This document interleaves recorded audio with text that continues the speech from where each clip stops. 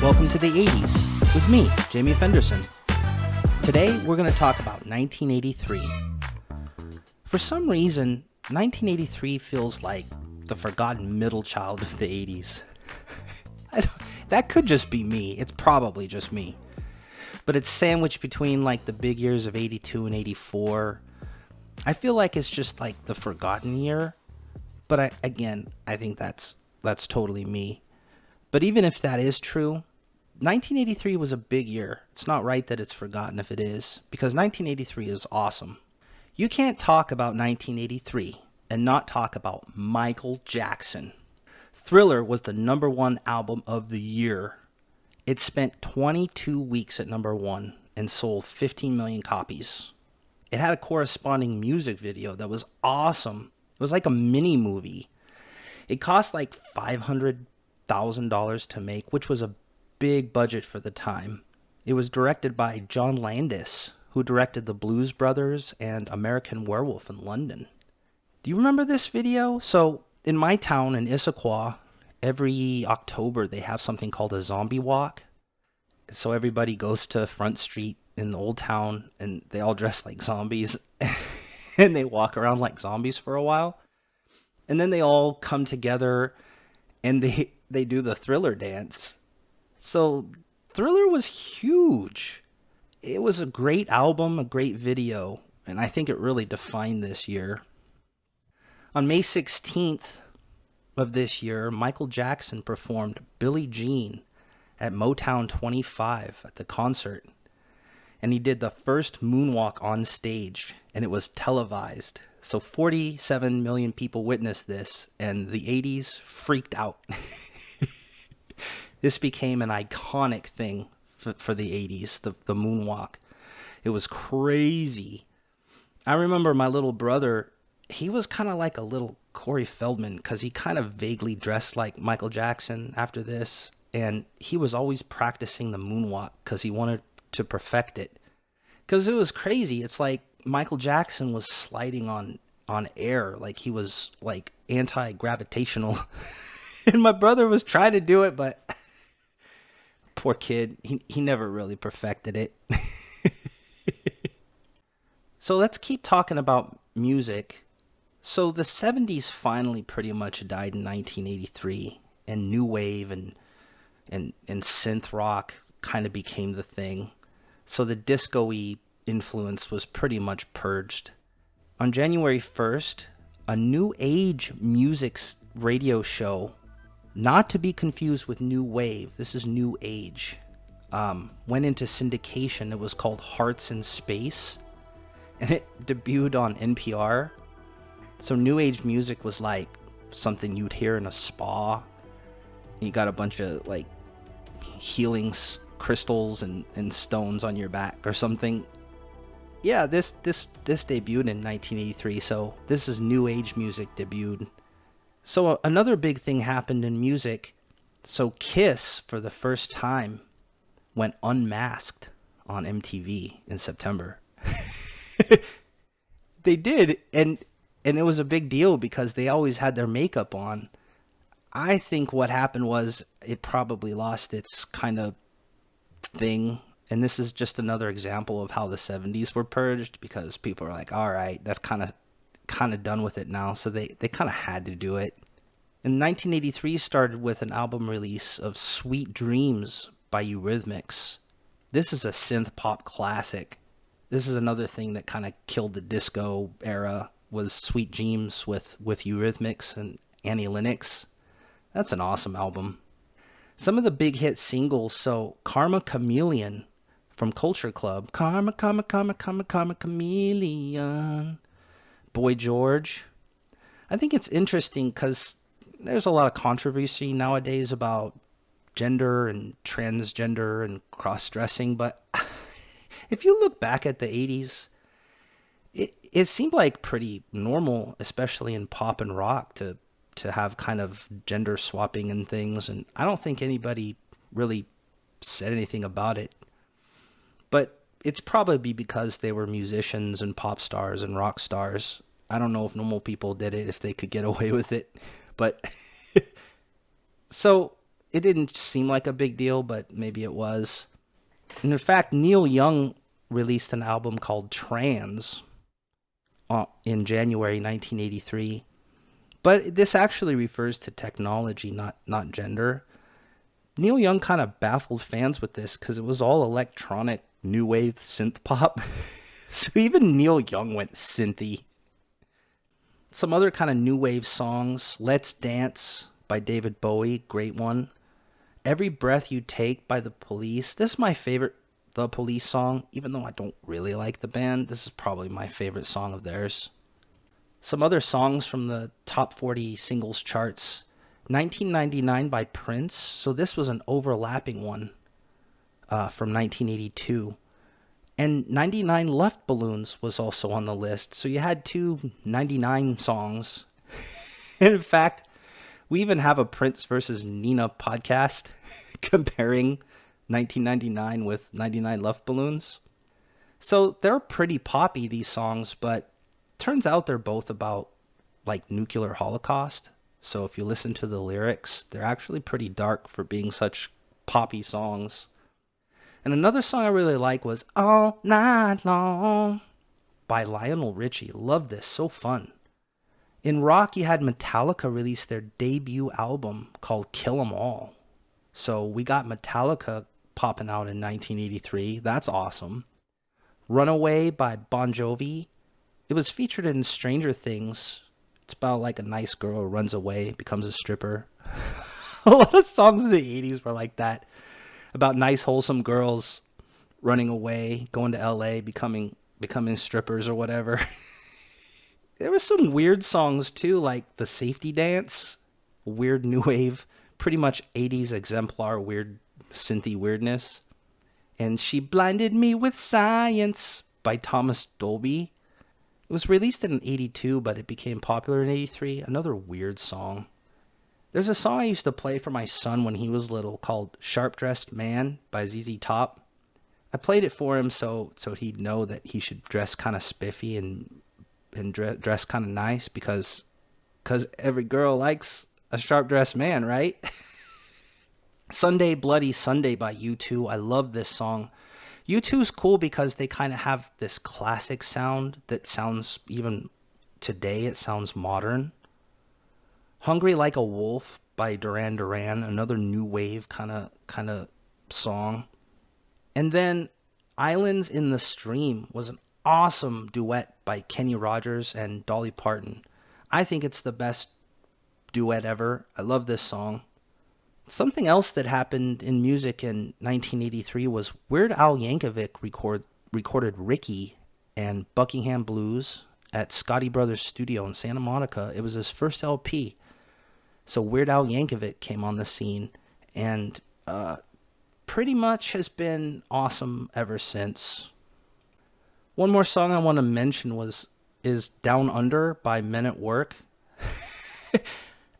I remember hearing this song a lot in like Australia when I went there in the late 90s when I was in the Navy. They were still playing it. And every time they play it, everybody would sing along. It's kind of a national pride song. They're so proud of this song. Eat your Vegemite sandwich. I think if you went to Australia today, I haven't been there in a long time, but they probably still play this song. If you're Australian and you're listening to this, let me know if they still play it. I'd really like to hear if they still play this in the taverns and stuff. So let's shift gears and talk about grub. Let's talk about food. So I wrote an article not long ago called 5 Reasons I Love Panda Express. And I do love Panda Express. It was founded in 1983 by the Chung family in Glendale, California. And Peggy Chung, she was an engineer. And she used that knowledge of engineering to grow the company, grow her restaurants efficiently. So it started out in malls. That's why I remember this restaurant was. It was all in the malls. Like most of them were in the mall food courts. But now less than 2% are in malls. There's one here in Issaquah. That's my go-to when I don't want to cook. And it's still pretty cost effective. Like it's a good meal and it's got a lot of veg and it's good fresh ingredients, and it's the same as a McDonald's meal. So just saying, like Panda Express versus McDonald's, Panda Express kind of wins, right? Some other things, we wrote an article about. Milo and I went to the store and got a few things that are still around that were invented in 1980s. And in 83 was the introduction of shelf-stable ranch dressing.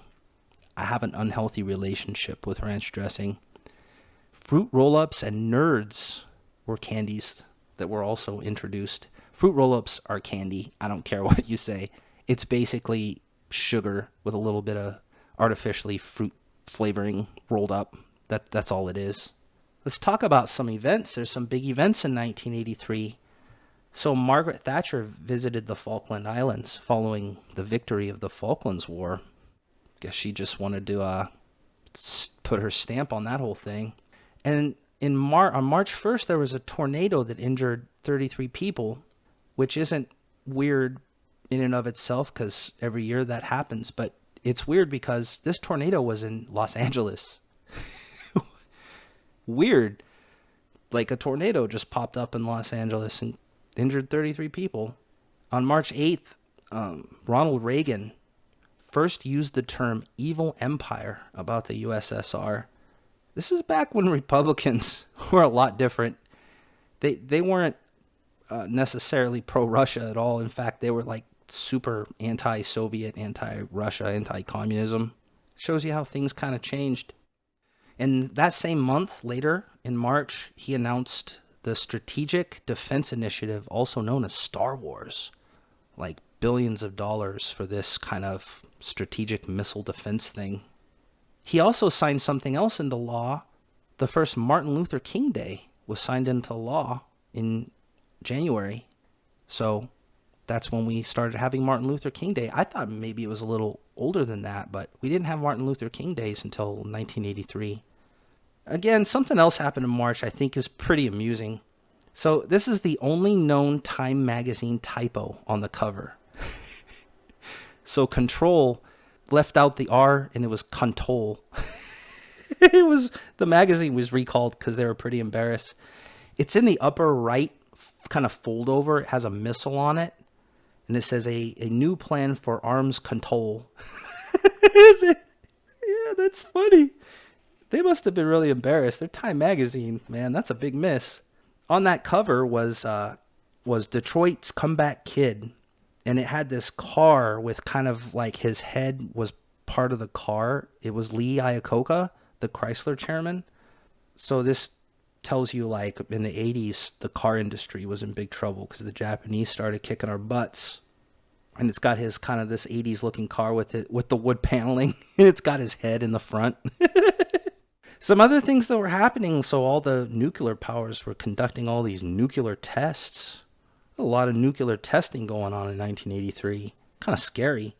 And so in April, this anti-nuke arm link chain thing happened in England. So all these people linked arms, and it was like 14 miles of people linking arms saying we don't like all this nuclear testing. I don't know if it worked because they probably kept doing it, but it's good to show solidarity toward anti-nuke stuff, I guess. So on April 7th, the oldest human skeleton was found in Egypt. It was approximately 80,000 years old. On that same day, the first spacewalk was conducted by Story Mugsgren and Don Peterson. So while Michael Jackson was doing the moonwalk, astronauts were doing the first spacewalk. There's a lot of moonwalking, spacewalking. And also this year, Sally Ride became the first American woman in space. And that sounds really cool, but then if you think about it, it seems kind of late because it's exactly 2 decades and 2 days since the first woman in space occurred. Her name was Valentina Tereshkova. She was the first woman in space in 1963. So almost exactly 20 years. We finally got our own woman in space 20 years later. So it's cool we finally got our own woman in space, but it's kind of like 20 years later. If you look at it, Sally and Valentina kind of have the same hairstyle too. If you look at pictures, look it up. In September, Arnold Schwarzenegger becomes a U.S. citizen. Yep, 1983 he became a U.S. citizen. And he's as American as it gets. He would later become the governor of California. And on Christmas, the first live telecast of Disney Christmas at Epcot Center was televised. Let's talk about movies. So, the highest grossing film in 1983 was Return of the Jedi. My opinion, it's the last of the great Star Wars films. That was it. It was an awesome movie, and I think it's probably the last great Star Wars movie. I don't know what your opinion is on the new ones, but this was it for me. Number 2, I never saw this movie, probably because I was too busy watching Return of the Jedi over and over again. Terms of Endearment, which would later go on to win an Academy Award for Best Picture, Golden Globe, Best Actress for Shirley MacLaine, Best Supporting Actor for Jack Nicholson, Best Adapted Screenplay. I guess this is a really good movie. I've never seen it. So I'm going to watch that movie while we're on a hiatus. You're listening to Past Me. So while you're listening to this, I could very well have watched this movie. I don't know. But I'm going to watch it over the summer. And then number 3 was Flashdance. This was awesome. It won an Oscar for Best Original Song. What a feeling. It's a really cool movie about kind of this steel worker by day, pole dancer by night kind of thing. It's a cool movie. I like this movie. The runner-up, by the way, was for the best song was Up Where We Belong from An Officer and a Gentleman by Joe Cocker and Jennifer Warnes. That was a good song too. You see a lot of comedies in the top back then. I don't know if you see that so much anymore, but some big comedies were Trading Places, Mr. Mom, Risky Business, with the song Old Time Rock and Roll by Bob Seger. Staying Alive, which I guess was a commercial success, but it's got a 0% on Rotten Tomatoes. Like, it bombed critically, but it made money. It's a sequel to Saturday Night Fever, and it's directed by Stallone. It stars John Travolta. I guess it's a crappy movie. Nominated for 3 Razzies. I don't really remember it. But what I do remember is War Games with Matthew Broderick and Ali Sheedy. Kind of this cool Cold War techno thriller. I love this movie.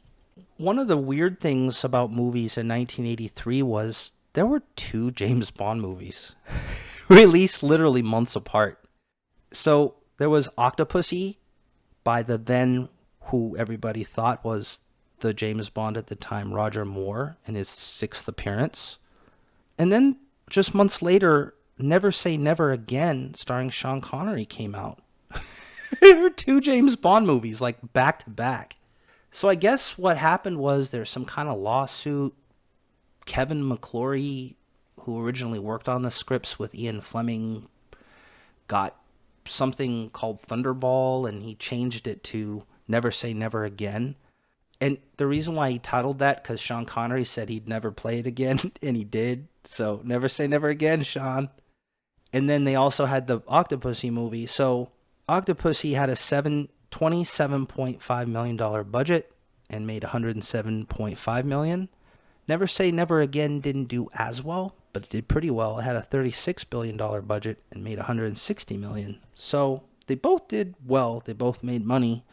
I just think it's interesting that there were 2 James Bond movies. So we're going to do a retrospective in season 9. We're going to compare these 2. We're going to talk about this further in the future.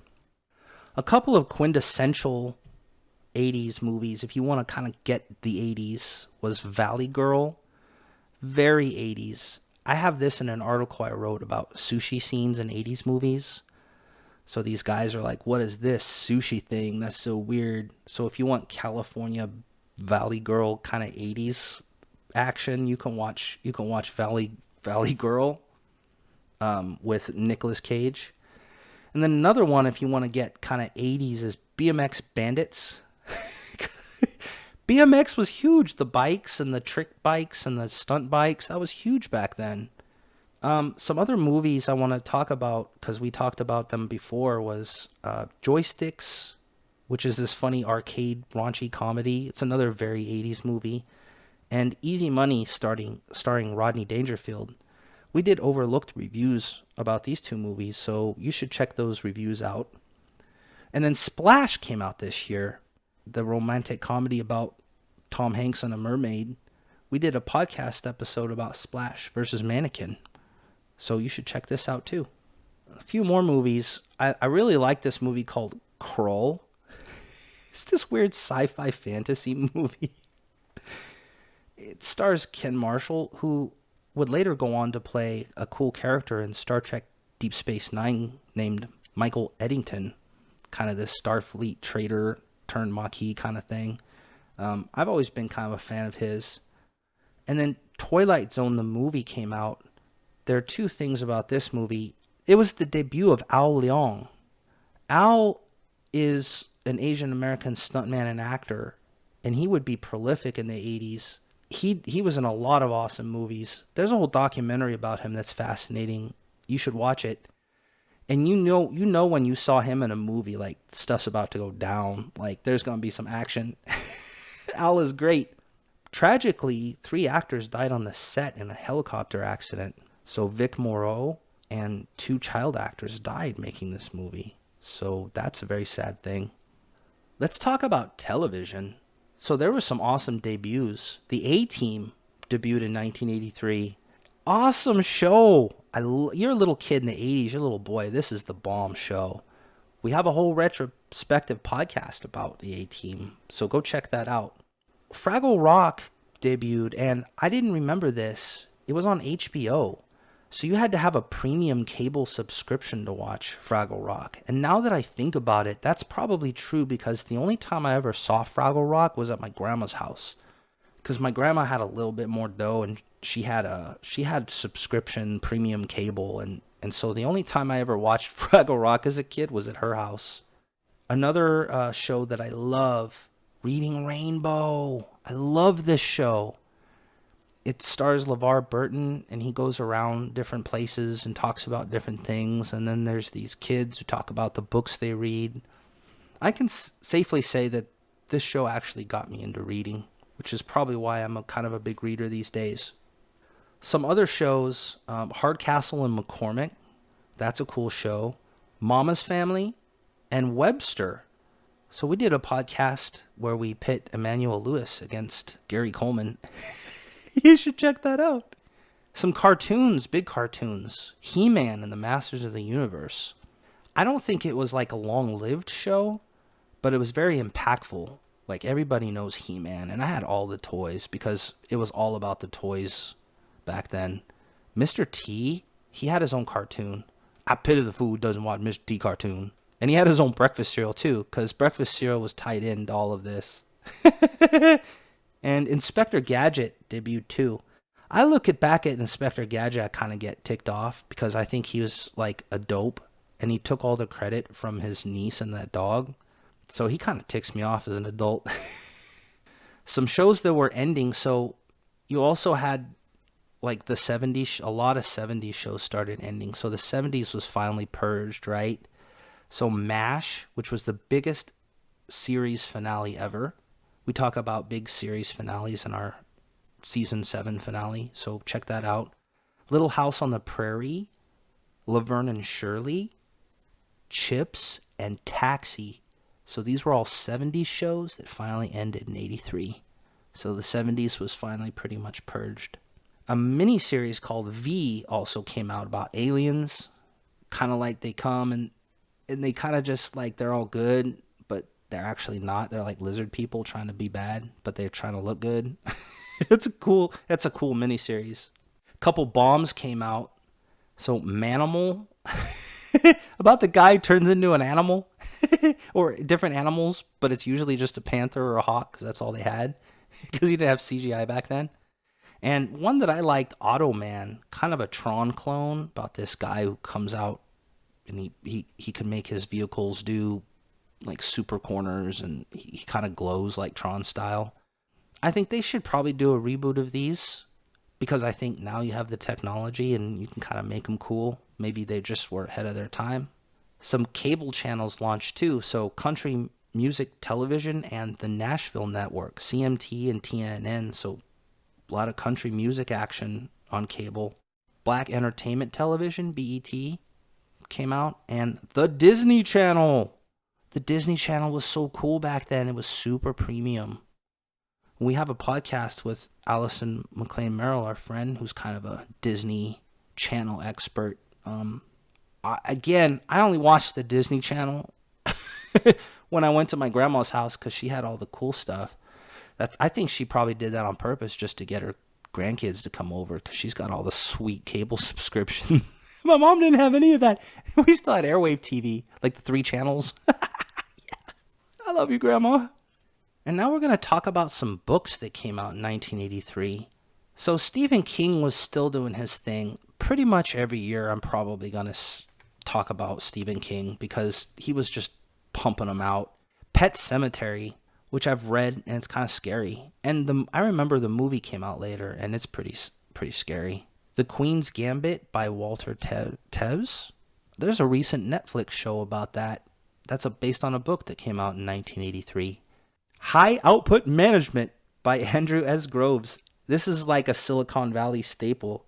This is another one of those 80s books, like management books like that yuppies read. There's a lot of these kind of management books started coming out in the 80s. So this is something you probably see like a yuppie reading on the subway in New York. We have a whole podcast about how to identify a yuppie. And one of them could be, you know you're a yuppie if you're reading High Output Management by Andrew S. Groves. And then Gorillas in the Mist came out by Diane Fossey. This was a good book, and it became a movie later starring Sigourney Weaver. And then Babe the Gallant Pig. Again, it would be a movie by Dick King Smith. Babe the Gallant Pig. And then in the comic book world, you had X-Men, the Dark Phoenix saga. So this was a really big kind of, comic books used to have series that would come out, like sagas and stuff. I guess you can get them now in a complete book, but they used to come out every month. And sometimes they'd have these kind of subplots. And X-Men, the Dark Phoenix saga, which they've made into with inspiration for a couple of X-Men movies. It came out in 1983. But back then, comic books used to come out every month or so. So you had to get the next one in order to figure out what's going on. I don't know if they do that anymore. All the comic book shops around my area closed. There's only 2 left that I know of. They used to be all over the place. We used to go to one in Seattle, my son and I. We used to load up on comic books, and that closed down recently. So it's sad. Back then, comic books were cool. 1983. Well, there you have it. That's 1983. What do you think? Let me know if you have any memories of 1983. And with that, I'll say I'm out of here like the R in Control, missing on the cover of Time magazine in March 1983. Stop snorting coke and do your job, Jamie Conway. See you in 1984.